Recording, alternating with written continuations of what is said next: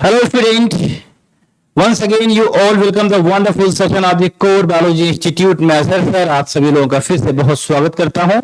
उम्मीद करता हूं कि आप सभी बहुत अच्छे होंगे और अपनी स्टडी को बहुत बेहतरीन डायरेक्शन में आगे की तरफ बढ़ा रहे होंगे।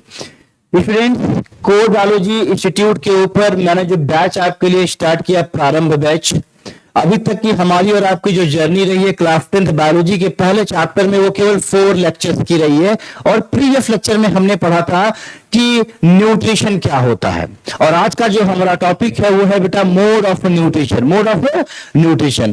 तो स्टूडेंट, कोई मुझे रिप्लाई कर सकता है कि न्यूट्रिशन क्या होता है? ध्यान से सुनेंगे आप। न्यूट्रिशन का मतलब होता है बच्चा कि जब हम फूड को इंटेक करते हैं, जब हम क्या करते हैं, फूड को इंटेक करते हैं, तो उस फूड का फिर क्या होगा? डाइजेशन होगा। क्या होगा बच्चा? डाइजेशन होगा। उस फूड का फिर एब्जॉर्प्शन होगा। क्या होगा? एब्जॉर्प्शन होगा।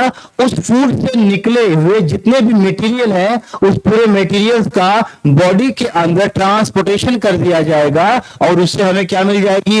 एनर्जी मिल जाएगी। उसी को क्या कहते हैं? न्यूट्रिशन कहते हैं। देख बेटा, बहुत सिंपल सी बात है कि अगर में हम फूड क्यों खाते हैं, आप समझो, हम फूड को क्यों इंटेक करते हैं, क्या जरूरत है फूड को लेने की, फूड को खाने की? तो आप सिंपल सा कहोगे कि भाई, क्या ऐसा कहोगे सर पेट भरने के लिए?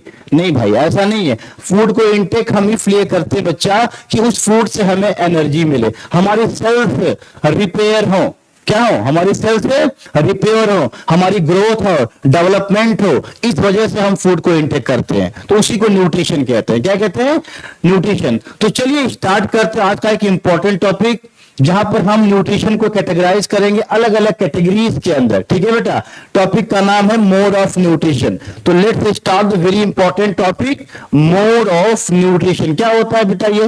पहले इसके डेफिनेशन से आप बात को समझे। क्या लिखा है? Mode of nutrition means method of procuring food और obtaining food by an organism. By an organism. अच्छा, कह रहा है कि ऑर्गेनिज्म का जो फूड ऑब्टेन करने का तरीका होता है, ऑर्गेनिज्म का जो फूड कंज्यूम करने का तरीका होता है, उसी को हम कहते हैं क्या भाई? Mode of nutrition.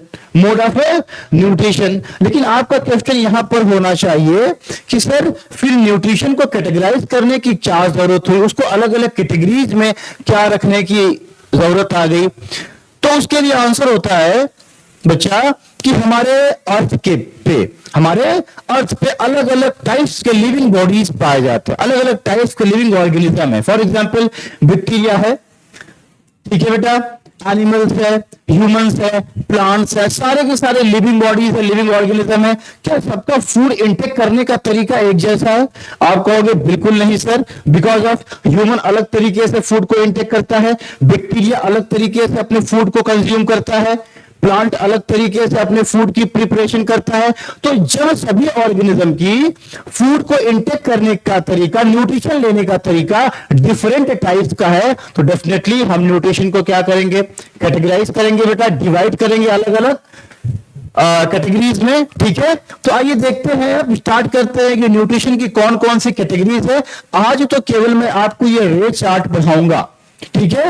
ये रे चार्ट है बेटा, फिर एक एक टॉपिक को मैं डिटेल्ड करूंगा अलग अलग से। ठीक है? लेकिन सबसे पहले आप इस रे चार्ट से अवेयर हो जाइए, उसके बाद चलते हैं अपने मेन टॉपिक पर। ठीक? तो न्यूट्रिशन को सबसे पहले हम 2 मेजर कैटेगरी में डिवाइड करेंगे। Number 1 is the autotroph and number 2 is the heterotroph. आप जो है इसको बहुत प्राइमरी क्लासेस से आप पढ़ते चले आ रहे होंगे, ठीक है, कि ऑटोट्रॉफ क्या है और हेटरोट्रॉफ क्या है बच्चा। तो ऑटो का मतलब क्या होता है? सेल्फ होता है। ठीक है? ट्रॉफ का मतलब होता है फीडर। तो अब मेरी बात समझो यहां पर कि ऑटोट्रॉफ में ऐसे ऑर्गेनिज्म आते हैं, बात समझ में आ रही है? ऑटोट्रॉफ्स में ऐसे ऑर्गेनिज्म आते हैं जो अपने फूड के लिए किसी दूसरे ऑर्गेनिज्म के ऊपर डिपेंडेंट नहीं होते हैं, ये अपने फूड की प्रिपरेशन खुद से करते हैं। इसमें प्लांट्स आ जाते हैं बेटा। तो प्लांट्स क्या करते हैं? अपने फूड की प्रिपरेशन खुद से करते हैं, किसी के ऊपर डिपेंडेंट नहीं रहते हैं। तो ऐसे ऑर्गेनिज्म को ऑटोट्रॉफ कहते हैं। ठीक है? देन आफ्टर हेटरोट्रॉफ क्या होता है बच्चा? हेटरो का मतलब होता है अदर। क्या होता है? अदर।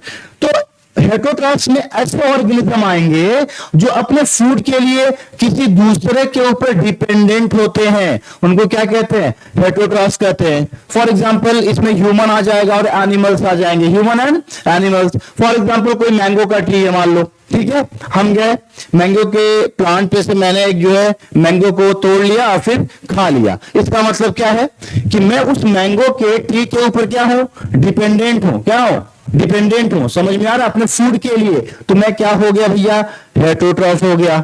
ठीक है, बात समझ में आ रही है। अब देखो, अब बेटा ये तो दो मेजर कैटेगरी हो गई न्यूट्रिशन की।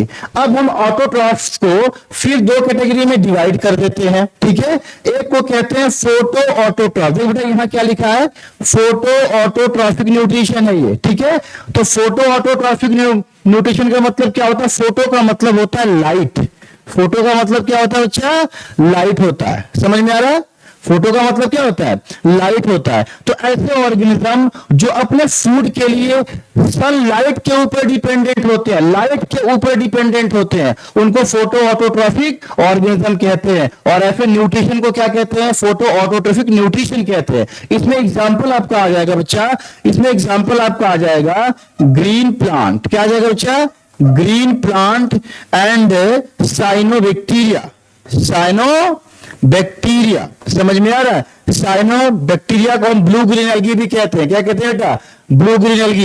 ये दोनों जो है सन की लाइट से अपने फूड की क्या करते हैं, प्रिपरेशन करते हैं। तो ऐसे ऑर्गेनिज्म को क्या कहेंगे, फोटो ऑटोट्रॉफिक ऑर्गेनिज्म। और ऐसे न्यूट्रिशन को क्या कहेंगे, फोटो ऑटोट्रॉफिक न्यूट्रिशन कह देंगे। ठीक है, अच्छा बेटा यहां पर आ जाओ।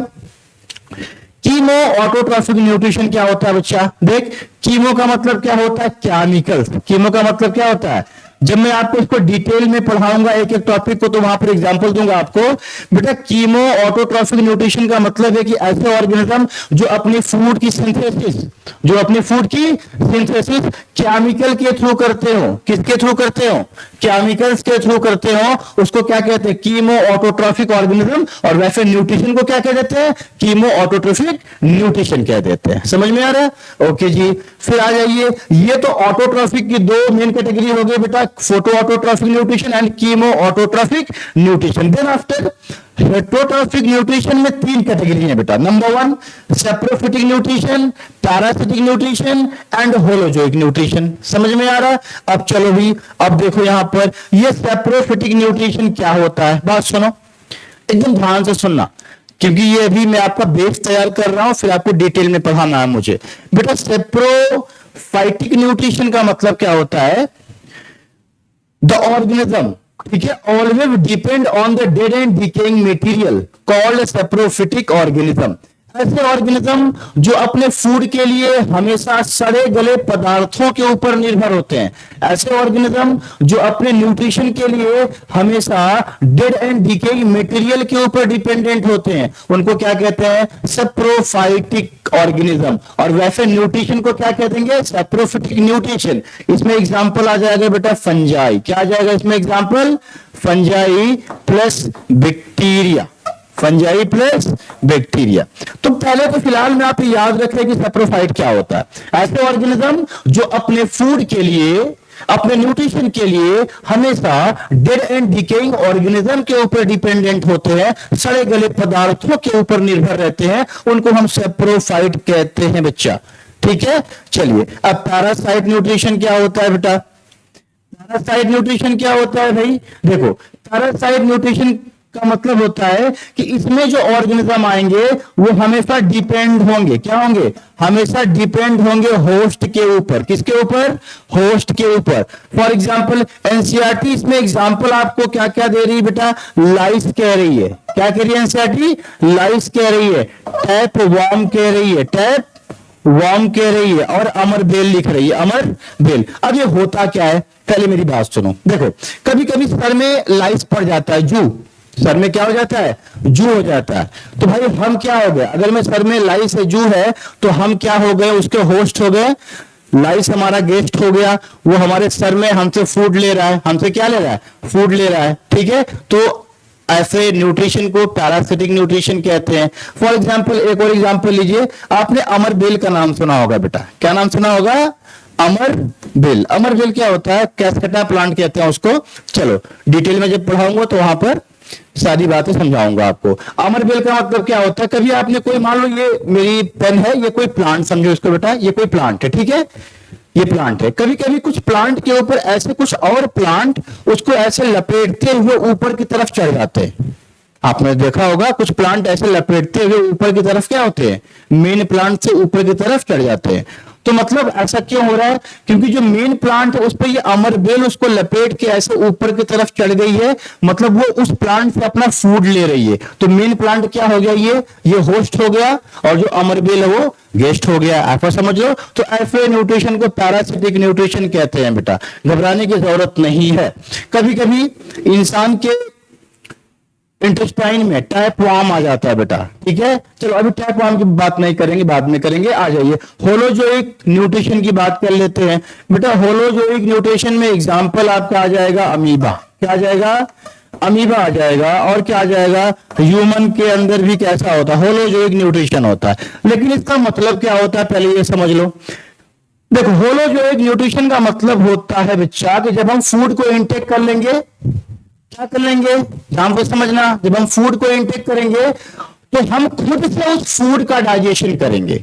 जब हम फूड को इनटेक कर लेंगे तो खुद से उस फूड का हम क्या करेंगे, डाइजेशन करेंगे। किस प्रोसेस से करेंगे, पहला प्रोसेस इजेशन आएगा, डाइजेशन आएगा, ठीक है बेटा, एब्जॉर्प्शन आएगा, एसिमिलेशन आएगा एंड इजेशन आएगा। इन 5 प्रोसेस से मैं खुद से अपने फूड का कंप्लीट डाइजेशन करूंगा। इसको होलोजोइक न्यूट्रिशन कहते हैं। क्या कहते हैं, होलोजोइक न्यूट्रिशन कहते हैं। बात समझ में आ रही है। जब फूड इनटेक करने के बाद, ठीक है, खुद से अपने फूड का हम क्या करें, डाइजेशन करें। किस प्रोसेस से, egestion, digestion, absorption, assimilation and egestion, उसी को क्या कहते हैं बेटा, होलोजोइक न्यूट्रिशन कहते हैं। तो आपको घबराने की जरूरत नहीं है सर कि इसमें कुछ डाउट्स नहीं होगा। मैंने ये केवल आपको रे चार्ट प्रोवाइड किया हुआ है, समझाया नहीं है बच्चा।